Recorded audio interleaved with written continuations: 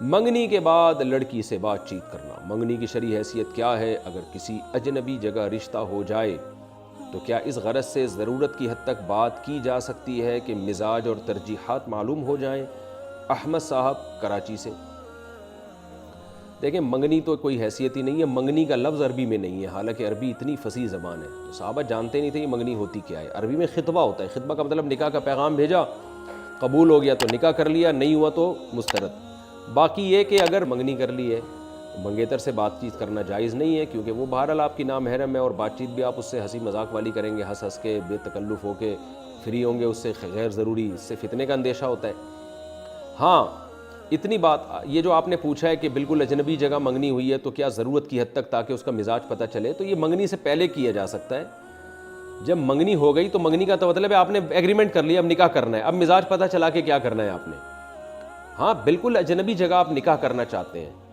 وہاں لڑکی کا کچھ پتہ ہی نہیں ہے، تو اس سے ضرورت کے وقت بات کی جا سکتی ہے تاکہ اس کی ترجیحات پتہ چلے، اس کو پتہ چلے کہ یہ میرے قابل بھی ہے یا نہیں ہے، میرے ساتھ زندگی گزار سکے گی کہ نہیں۔ تو اس سے بقدر ضرورت بوقت ضرورت اگر کوئی بات کر لے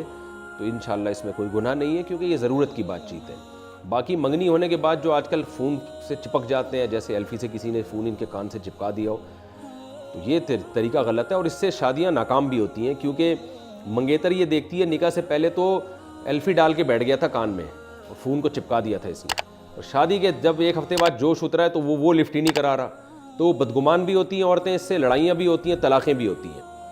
کہ بھائی پہلے جب شادی نہیں ہوئی تھی تو اب موقع تلاش کرتا تھا بات کرنے کے، اب شادی ہو گئی ہے تو اب ان کے پاس ٹائم ہی نہیں ہے بیٹھنے کا۔